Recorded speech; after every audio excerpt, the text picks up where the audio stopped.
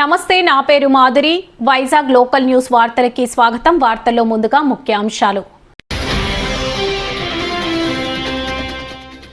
అభివృద్ధిని చూసి జగన్ ఓర్చుకోలేకపోతున్నారు పల్లా శ్రీనివాసరావు.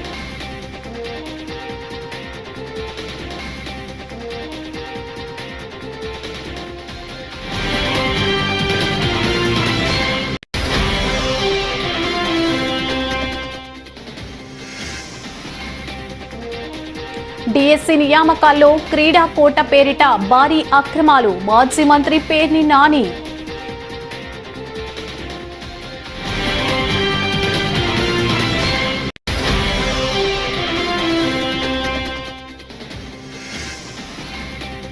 సింహాచలంలో స్వరవతో భద్ర శ్రీ సుదర్శన హోమం అత్యంత వైభవంగా నిర్వహణ.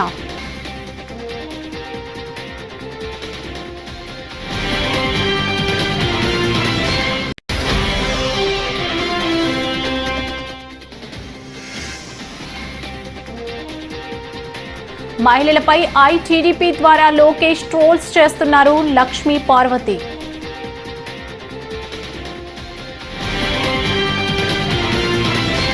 ఇక డీటెయిల్స్ చూస్తే వైసీపీ అధినేత వైఎస్ జగన్మోహన్ రెడ్డిపై టీడీపీ రాష్ట్ర అధ్యక్షుడు పల్లా శ్రీనివాసరావు మరోసారి విరుచుకుపడ్డారు. భోగాపురం అంతర్జాతీయ విమానాశ్రయం ఆంధ్రాకు మణిహారమని గుర్తుపెట్టుకో జగన్ అని అన్నారు. భోగాపురం అల్లూరి సీతారామరాజు అంతర్జాతీయ ఎయిర్పోర్టు ప్రారంభోత్సవానికి అన్ని ఏర్పాట్లు పూర్తయినట్లు తెలిపారు. అభివృద్ధిని చూసి జగన్ ఓర్చుకోలేకపోతున్నారని విమర్శించారు. మరి ముందుగా గాజువాక నియోజకవర్గం అబ్జర్వర్గా ఇచ్చేసినటువంటి సీనియర్ శాసనసభ్యులు పెద్దలు గౌరవనీయులు మా దామచర్ల జనార్దన్ గారికి నేను మనస్ఫూర్తిగా ధన్యవాదాలు తెలియజేస్తున్నాను. అలాగే మిగతా అబ్జర్వర్స్ కూడా మా చైర్మన్ రిష్వంత్ కానీ లేకపోతే మా శ్రావణ్ గారు కానీ, ఎందుకంటే గత 3 రోజులుగా ఇక్కడే ఉండి అన్నీ పర్యవేక్షిస్తున్నారు. వారికి ఈ సందర్భంగా మా గాజువాక ప్రజల తరఫున వాళ్ళకి ధన్యవాదాలు తెలియజేస్తూ, అలాగే ఈరోజు చాలా ప్రతిష్టాత్మకంగా మేము తీసుకుంటున్నాం. భోగాపురం ఎయిర్పోర్ట్ మన ఉత్తరాంధ్రకే మణిహారంగా మారబోతుంది. రేపు ఈ దేశంలో ఈ రాష్ట్రంలో వచ్చేటువంటి పెట్టుబడులకి ఇది ముఖదూరం కాబోతుందని చెప్పి ఈ సందర్భంగా తెలియజేస్తున్నాను. ఎందుకంటే ఇంటర్నేషనల్ ఎయిర్పోర్ట్ అంటేనే ప్రపంచ దేశాల నుంచి ఎవరైనా పెట్టుబడులు పెట్టాలనుకుంటే వాళ్ళు నేరుగా ఇక్కడికి వాళ్ళ ప్రాంతాల నుంచి ఇక్కడికి వచ్చి అనువైనటువంటి స్థలాలు ఉంటే ఖచ్చితంగా అందులో పెట్టుబడులు పెట్టడానికి వస్తారు. కనుక అలాగా ఉత్తరాంధ్రం మరి మనకి మణిహారంగా పెట్టుబడులకి మణిహారంగా మారబోతుంది ఇంటర్నేషనల్ ఎయిర్పోర్ట్ అని చెప్పి ఈ సందర్భంగా తెలియజేస్తున్నాను. అయితే ఆ సభని ఏదైతే మనం దేశ ప్రధాని అయినటువంటి నరేంద్ర మోడీ గారు వస్తున్నారో వారి చేతుల మీదుగా మనం అల్లూరి సీతారామరాజు ఇంటర్నేషనల్ ఎయిర్పోర్ట్గా మన నామకరణం చేసుకోవడం జరిగింది ఈ భోగాపురం ఎయిర్పోర్ట్కి. ఆ మీటింగ్ ఘనంగా చేయాలని గౌరవ ముఖ్యమంత్రి గారు అయినటువంటి శ్రీ నారా చంద్రబాబు నాయుడు గారు మరి ఇప్పటికే ఆదేశాలు ఇవ్వడం జరిగింది. అలాగే డిప్యూటీ సీఎం గారు కూడా వారి యొక్క సహకారం అందిస్తున్నారు. అలాగే రాష్ట్రంలో ఉన్నటువంటి బీజేపీ నాయకత్వం కూడా వారి సహకారం అందిస్తున్నారు. అయితే రేపు మనం ఆ మీటింగ్ని దిగ్విజయంగా చేయాలి అంటే జనాన్ని అక్కడికి వెళ్ళాల్సిన అవసరం ఉంది. జనం అయితే కొంతమంది స్వతహాగా వస్తున్నారు, కొంతమందిని మనం అక్కడ తీసుకెళ్లాల్సినటువంటి అవసరం ఉంది. ఎందుకంటే ప్రయాణ డిస్టెన్స్ కనుక దూర ప్రాంతం కనుక అక్కడికి వెళ్ళడానికి ఆ బస్సులు కానీ అవన్నీ కూడా ఏర్పాటు చేయాల్సినటువంటి అవసరం ఉంది.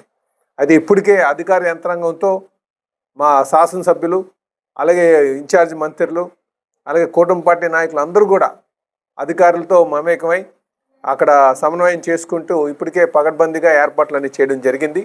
మరి గాజువాక నుంచి సుమారు 125 బస్సులు వెళ్తున్నాయి. అందులో మన గాజువాకలో ఉన్నటువంటి ఈ 19 వార్డుల నుంచి కూడా జనం వెళ్ళడానికి ఉత్సాహంగా ఉన్నారని చెప్పి ఈ సందర్భంగా తెలియజేస్తున్నా. అయితే అయితే రైతుల సంఖ్య కూడా చాలా మంది ఉంది. దాంతోపాటు ఏంటంటే ఇల్లు పోయినటువంటి వాళ్ళకి ముందు ప్రిఫరెన్స్ ఇవ్వాలి అని ఒక ఆలోచనతో ఉన్నారు. ఖచ్చితంగా దాన్ని కూడా జిఎంఆర్ వాళ్ళకి ఆలోచించి రైతులకి వాళ్ళ భూమి ఇచ్చినందుకు గాను వాళ్ళకి గుర్తించి వాళ్ళకి ఒక విమాన ప్రయాణం చేసేటట్టుగా ఆ ఆలోచన కూడా చేస్తున్నారని చెప్పి ఈ సందర్భంగా తెలియజేస్తున్నారు. కూటమి ప్రభుత్వంలో చేపట్టిన ఉపాధ్యాయ నియామకాల ప్రక్రియలో స్పోర్ట్స్ కోటా పేరిట అనర్హులకు పచ్చ చొక్కాల అనుచరులకు అడ్డదారిలో ఉద్యోగాలు కట్టబెడుతూ భారీ కుంభకోణానికి పాల్పడ్డారని వైఎస్ఆర్సీపీ కృష్ణా జిల్లా అధ్యక్షుడు మాజీ మంత్రి పేర్ని వెంకట్రామయ్య ఆగ్రహం వ్యక్తం చేశారు. బీసీ విభాగం, ఇట్లా ఎస్సీ విభాగం, ఇలా వివిధ ఎస్టీ విభాగం, అన్ని విభాగాలకు సంబంధించినటువంటి జిల్లా అధ్యక్షులు, అలాగే రాష్ట్ర పార్టీలో ఉన్నటువంటి నాయకులు కానీ, అట్లా జిల్లా స్థాయిలో ఉన్నటువంటి నాయకులు కానీ అందరం కలిసి ఈ రోజున కృష్ణా జిల్లా కలెక్టర్ గారికి అర్జీలు ఇవ్వటం జరిగింది. ఒకటి, డిఎస్సిలో జరిగినటువంటి డిఎస్సి 2025లో జరిగినటువంటి అక్రమాల మీద ఏమేం తప్పులు జరిగినాయి, దాని మీద సిబిఐ విచారణ చేయించాలి ప్రభుత్వం. దోషుల్ని లేదా దొడ్డి మార్గంలో డబ్బులతో లేదా రాజకీయ ఉద్యోగాలు పొందినటువంటి ఎవరెవరైతే ఉన్నారో 16,000 మంది మేము దొంగలని చెప్పట్లేదు. టీచర్ ఉద్యోగాలు పొందిన వాళ్ళందరూ నిజమైన నిజాయితీతో చదువుకున్నటువంటి టీచర్లతో పాటు దొంగలు కూడా దూరారు.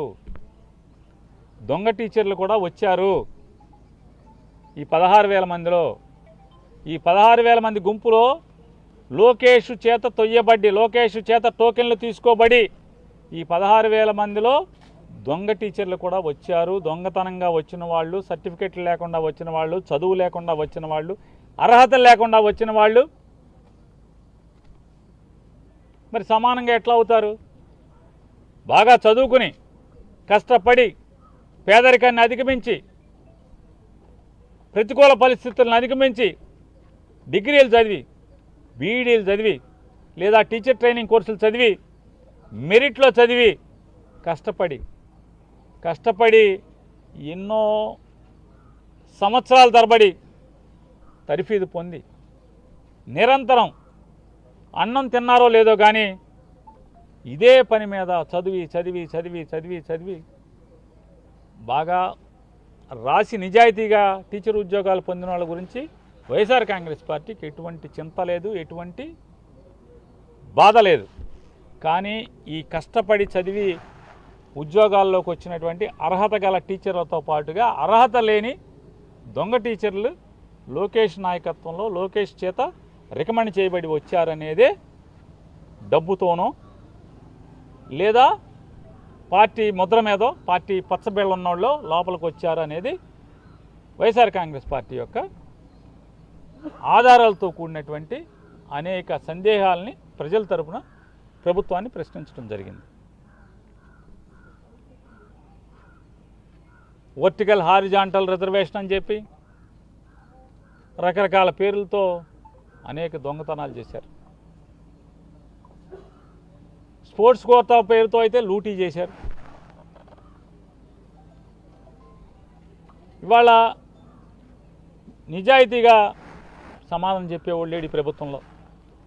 ఎవడన్నా పేపర్ ఇచ్చేవాడు, పరీక్ష చేసేవాడు ఇంతవరకు ఆంధ్రప్రదేశ్ రాష్ట్ర చరిత్రలో ఎవరు లేరు. రెండూ ఒకడే. పేపర్ తయారు చేసేవాడు అతనే, అంటే అదే వ్యవస్థ, పరీక్ష పెట్టేది అదే వ్యవస్థ. అంటే పేపర్ తయారు చేసేటువంటి ఆఫీసులో ఉన్న వాళ్ళందరూ కూడా పరీక్షల్లో ఉంటారు.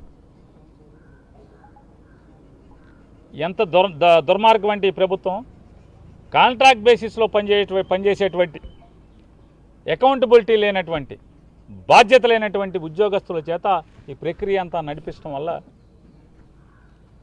వాళ్ళ అనేక అనుమానాలు, అనేక ఆధారాలు డిఎస్సి పేపర్ లీక్ అయిందంటాకి కృష్ణా జిల్లాలో ఒక అబ్బాయి నవీన్ అని చెప్పిన ఒక అబ్బాయి ఉన్నాడని చెప్తున్నారు. ఆ అబ్బాయి ఎస్సీఆర్టీలో పనిచేస్తున్నాడు కాంట్రాక్ట్ ఎంప్లాయీగా. పేపర్ తయారు చేసే దాంట్లో అతను ఆ అప్లోడ్ చేసేలో కానీ లేదా డిజిటలైజేషన్లో కానీ కంప్యూటరైజేషన్ ప్రక్రియలో మొత్తం అతను ఉన్నాడు అని చెప్తున్నారు. అతనికి కృష్ణా జిల్లాలో టాపర్ కింద వచ్చాడు సోషల్ స్టడీస్లో. అలాగే లాంగ్వేజెస్లో జోన్ 2లో 6th ర్యాంకర్గా వచ్చాడు. జిల్లా కలెక్టర్ ఆఫీసులో, ఎందుకంటే డిఎస్సి అంటే డిస్ట్రిక్ట్ సెలక్షన్ కమిటీ. ఈ డిస్ట్రిక్ట్ సెలక్షన్ కమిటీలో సాంప్రదాయంగా ఎప్పుడూ కూడా జిల్లా కలెక్టరేట్లోనే ఈ టీచర్ల మెరిట్ లిస్టు కడతారు. కానీ ఎందుకు కట్టలేదు ఈసారి 2025లో? కేవలం ఆన్లైన్లోనే ఎందుకు పెట్టారు? మరి ఆన్లైన్లో ఫస్ట్ మెరిట్ లిస్ట్లో నవీన్ అనే కుర్రోడికి ఏదైతే ఎస్సీఆర్టీలో పేపర్ తయారు చేసి పేపర్ మార్కులు అప్లోడ్ చేసిన దాంట్లో పనిచేశాడో ఆ కుర్రోడు జిల్లా టాపర్గా వచ్చారని చెప్పి ఆన్లైన్లో ఫస్ట్ లిస్ట్లో మెరిట్ లిస్ట్లో పెట్టి రెండో లిస్టులో తెల్లారేపటికి రెండో రోజుకో దాన్ని తీసేసి ఎందుకు కొత్త లిస్ట్ వచ్చింది? దాంట్లో రెండో ర్యాంకర్ ఉన్నాడు ఫస్ట్ ర్యాంకులోకి ఎందుకు వచ్చాడు? అంటే తప్పు జరిగిందనే కదా. అంటే తప్పులు కప్పెట్టి మీరు ఎలా దాని మీద ఎంక్వైరీ ఏది? ఇప్పుడు నవీన్ అనేవాడు కోర్టుకు వేసాడు కదా, మరి కోర్టుకి సమాధానం చెప్పకుండా నవీన్ అనే అతను దొంగని ఇప్పుడు నిరూపించారా? నిరూపించకుండా వాయిదాల మీద వాయిదాలు వేసుకుంటూ వెళ్తున్నారు కదా. ఎందుకని? ఇలా అనేక తప్పుడు పనులు దుర్మార్గాలు చేశారు. డిఎస్సిలో మీకు ఉద్యోగం ఇప్పిస్తామని ప్రభుత్వ లోగోతో 3 సింహాల యాంబ్లంతో ఫోన్ మెయింటైన్ చేస్తున్నటువంటి ఒక ఫోన్ నెంబర్తో సహా ఉన్న ఒక వ్యక్తి ఒక టీచర్ పరీక్ష రాస్తున్నటువంటి ఒక అమ్మాయి కుటుంబ సభ్యుడికి ఆ అమ్మాయికి ఫోన్ చేసి నీకు 15 లక్షల రూపాయలు ఇస్తే ఉద్యోగం సరాసరి వస్తుంది అని చెప్పి మాట్లాడాడు. మరి దాని మీద కేసు తూతు మంత్రం కేసా, తోతాపూరి కేసా? కనీసం ఆ ఫోన్ నెంబర్ని బట్టి ముద్దాయిని పట్టుకుని కదా ట్రేస్ చేసి కదా మీరు కేసు కట్టాల్సింది. స్టేషన్ బెయిల్ ఇచ్చి పంపిస్తారా?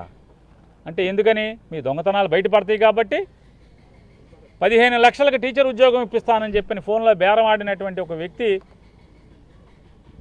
మరి గట్టిగా మీరు గట్టి కేసు కడితే అతను మీ పేర్లు చెప్తాడు ఎవడెవడున్నాడో దీంట్లో. కాబట్టి స్టేషన్ బెయిల్ ఇచ్చేసి పంపించేస్తారు. ఎఫ్ఐఆర్లో పేరు ఉండదు, ఛార్జ్షీట్లో పేరు ఉండదు, అనుమానితులని రాస్తారు పేరు పెట్టకుండా. ఇట్లాంటి అక్రమాలతో పాటుగా స్పోర్ట్స్ కోటా అనేది ఒక దొంగల దోపిడీ.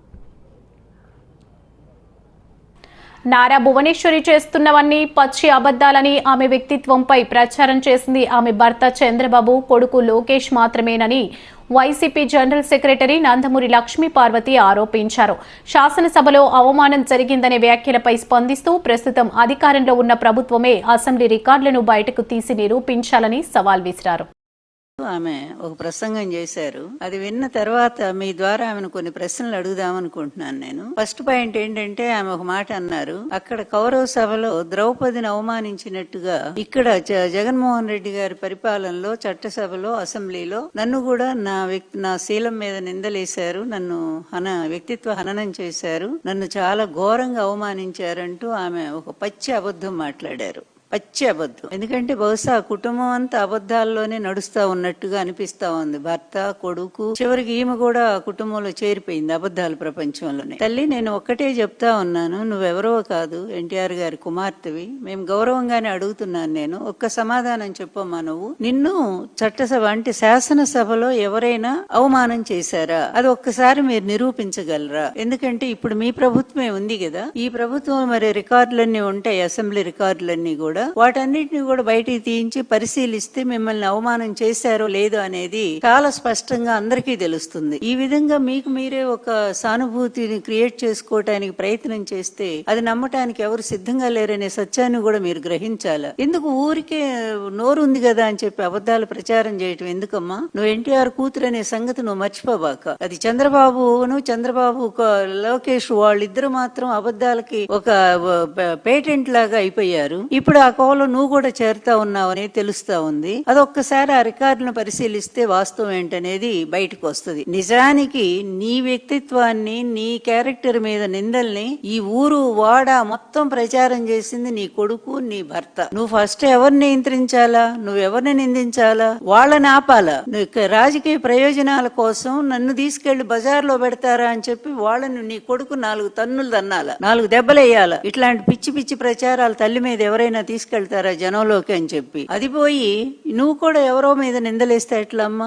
అప్పుడు మీ పార్టీలో ఉన్నవారే మిమ్మల్ని ఒక మాట అంటే నిజంగానే ఆ రోజు అందరం ఖండించాము. ఎందుకంటే ఒక మహిళను ఆ విధంగా అవమానించకూడదని. కానీ అంతకు ముందు నీ కొడుకు, నీ భర్త, వాళ్ళ కుటుంబం స్త్రీల మీద చేసిన అవమానాలను కూడా నువ్వు ఒక్కసారి గనక గమనించి ఉంటే నువ్వు వాళ్ళనే ముందు నిందించి ఉండేదానివి. ఎవరైనా స్త్రీలంటే స్త్రీలే కదా. అలాంటిది రాజకీయ ప్రయోజనం కోసం నీ భర్త నిన్ను మొదటి నుంచి కూడా ఈ విధంగానే వాడుకుంటానే ఉన్నాడు. పార్టీలో చేరే దగ్గర నుంచి కూడా ఇప్పటి వరకు కూడా నిన్న రాజకీయ ప్రయోజనాలకు అడ్డం పెట్టుకుని వాడుతున్నాడు. అలాగే నీ కొడుకు కూడా అట్లాగే తయారయ్యాడు.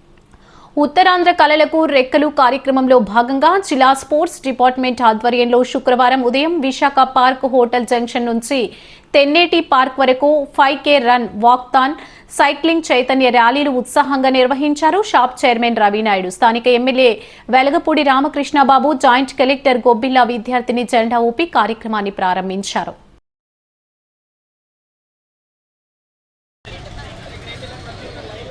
Joint collector Visakhapatnam madam Vidyadhar IAS గారు మరికొద్ది నిమిషాలు ఇప్పుడు అంగళంలోకి రా from the DSDO Visakhapatnam on behalf of sports authority of Andhra Pradesh. So first సైక్లిస్టులు ఉంటారు గారు మాట్లాడతారు. ఇక్కడికి వచ్చేసిన 3, 2, 1 put your hands together for this wonderful sports authority of Andhra Pradesh Uttarandhra కళలకు కొత్త రెక్కలు. Thank you sir, thank you so much. ఇప్పుడు ప్రతి 8, 7, 6, 5, 4, 3, 2 and 1. This is the flying of Uttarandhra కళలకు కొత్త రెక్కలు 5 కిలోమీటర్. 1, 2, 3.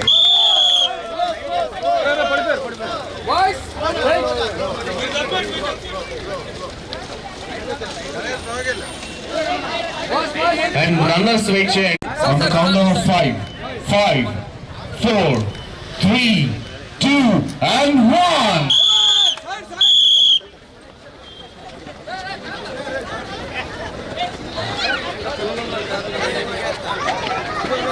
దయచేసి చూసుకోండి, చిన్నపిల్లలు ఉన్నారు, చిన్నపిల్లలు పడిపోతున్నారు, చూసుకోండి.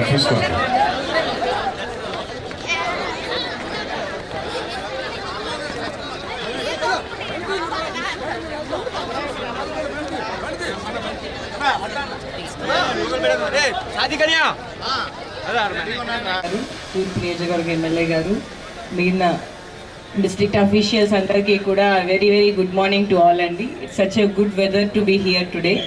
సో ఈరోజు మనము ఉత్తరాంధ్రకు కళలు రెక్కలకు కళలు అనే ప్రోగ్రామ్, అంటే మనకి మీ అందరికీ తెలిసిందే, విజయనగరం భోగాపురంలో మనం ఇంటర్నేషనల్ ఎయిర్పోర్ట్ని August 1న హానరబుల్ ప్రైమ్ మినిస్టర్ గారు అందరూ సీఎం గారు వచ్చి ఇనాగ్రేట్ చేస్తున్నారు. ఆ ఇనాగ్రేషన్లో భాగంగా మనము ఈ 6 జిల్లాల్లో కూడా ఉత్తరాంధ్ర కళలకు రెక్కలు అనే నినాదంతో అవుట్ రీచ్ యాక్టివిటీస్ మనం తీసుకోవడం జరుగుతుంది. అందులో భాగంగా ఈరోజు మనం బీచ్లో 5K రన్ అనేది స్టార్ట్ చేయడం జరిగింది. ఇక్కడికి వచ్చినందుకు మీ అందరికీ కూడా చాలా కృతజ్ఞతలు తెలుపుకుంటున్నాను. అదేవిధంగా చాలా ఆనందంగా ఉంది మనం ఈ నినాదంతో ముందుకెళ్ళడం అండి. సో ఇదే స్ఫూర్తితో ఇప్పుడు వచ్చిన పిల్లలందరూ కూడా ముందుకు వెళ్ళి పరిగెత్తాలని కోరుకుంటూ సెలవు తీసుకుంటున్నాను. ఈరోజు మన ఉత్తరాంధ్ర ప్రాంతం యొక్క కళ భోగాపురం గత 8 సంవత్సరాలుగా భోగాపురం ఇంటర్నేషనల్ ఎయిర్పోర్ట్ని ప్రారంభించుకోవాలనే ఆలోచన, ఇక్కడ పెట్టాలనే ఆలోచన ఇప్పటి ముఖ్యమంత్రి గౌరవ నారా చంద్రబాబు నాయుడు గారు ఆ రోజు ఆలోచించి ఉత్తరాంధ్ర ప్రాంతానికి ఒక ఇంటర్నేషనల్ ఎయిర్పోర్ట్ ఉండాలి, కనెక్టివిటీ ఉండాలి. ఈ ప్రాంతాన్ని మీరు చూసే ఉంటారు, అప్పుడు శంషాబాద్ ఎయిర్పోర్ట్ వచ్చేటప్పుడు అందరూ అన్నారు హైదరాబాద్ దూరంగా తీసుకుపోయి శంషాబాద్ ఎయిర్పోర్ట్ పెడుతున్నారు, ఏమవుతుంది, అసలు ఈ ప్రాంతంలో పోయి ఫ్లైట్ ఎక్కుతారా, ఎందుకు? మనందరం కూడా ఈ ఉత్తరాది కళలకు రెక్కలనే కార్యక్రమంలో పాల్గొంటున్నందుకు, ముఖ్యంగా మన కళలకు రెక్కలు వచ్చిన ఈ భోగాపురం ఎయిర్పోర్ట్కి భూములు ఇచ్చిన రైతులందరికీ మనందరం కరతాలతో హృదయపూర్వక ధన్యవాదాలు తెలియజేయాల్సిన అవసరం ఉంది. ఎందుకంటే వారి త్యాగఫలంతోనే ఈరోజు మంచి ఇంటర్నేషనల్ ఎయిర్పోర్ట్ వచ్చింది. ఈ కార్యక్రమానికి మన ప్రధాని నరేంద్ర మోడీ గారు, ముఖ్యమంత్రి చంద్రబాబు నాయుడు గారు, డిప్యూటీ సీఎం పవన్ కళ్యాణ్ గారు, నారా లోకేష్ గారు ఆధ్వర్యంలో జరుగుతుంది. ఈ కార్యక్రమానికి ఉదయాన్నే మీరు వచ్చి ఇంత మంచి కార్యక్రమంలో పాల్గొన్నందుకు మీ అందరికీ పేరు పేరున నా హృదయపూర్వక ధన్యవాదాలు తెలియజేసుకుంటూ సెలవు తీసుకుంటున్నాను. నమస్కారం. ప్రసిద్ధ పుణ్యక్షేత్రమైన శ్రీ వరాహలక్ష్మీ నరసింహస్వామి వారి దేవస్థానంలో శుక్రవారం సర్వతో భద్రా శ్రీ సుదర్శన హవనం అత్యంత వైభవంగా శాస్త్రోక్తంగా నిర్వహించారు. భోగాపురం అంతర్జాతీయ విమానాశ్రయ ప్రారంభోత్సవానికి స్వాగతం పలుకుతూ ప్రాజెక్టు అఖండ వృద్ధిని సాధించాలనే సంకల్పంతో ఈ ప్రత్యేక హోమాన్ని తలపెట్టారు.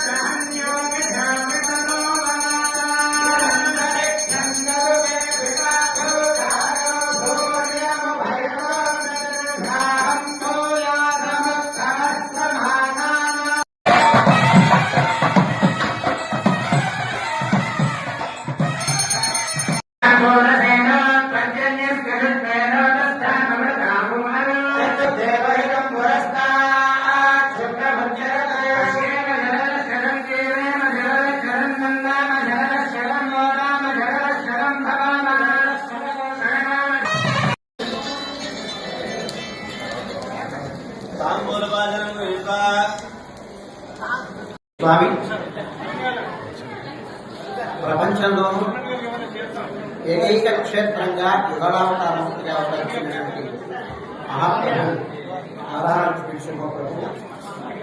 ఆ వరాహలక్ష్మి శుభప్రభు అనుగ్రహాన్ని అపేక్షిస్తూ ఈనాడు భారతదేశంలో ఉండేటువంటి పరిస్థితుల్ని దృష్టిలో పెట్టుకొని ఏ రకమైనటువంటి భీతి కానీ ఉపద్రవాలు కానీ లేదా క్షామాలు కానీ లేకుండా మొత్తం యంత్రాంగం అంతా సర్వసన్నద్ధమని భారతదేశం అంతా సుఖంగా సుభిక్షంగా నిరోగంగా సర్వతోముఖాభివృద్ధిని పొందాలి అని స్వామి యొక్క అనుగ్రహాన్ని అపేక్షిస్తూ మా అధికారుల యొక్క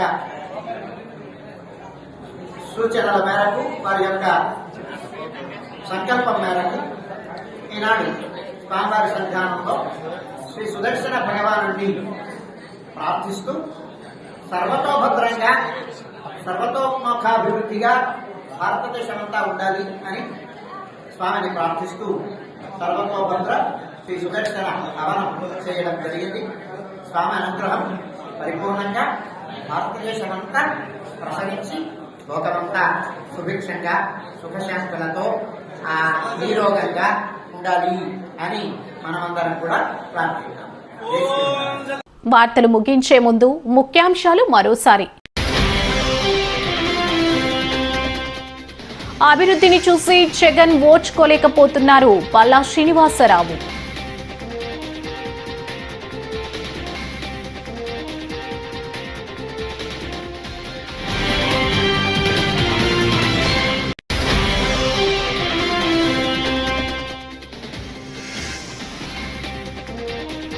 డిఎస్సి నియామకాల్లో క్రీడా కోట పేరిట భారీ అక్రమాలు మాజీ మంత్రి పేర్ని నాని.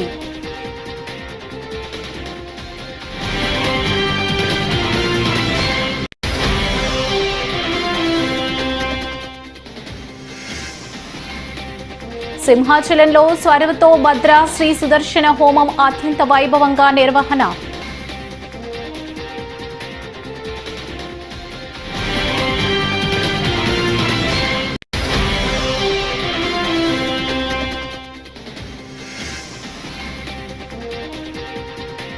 మహిళలపై ఐటీడీపీ ద్వారా లోకేష్ ట్రోల్స్ చేస్తున్నారు లక్ష్మీ పార్వతి.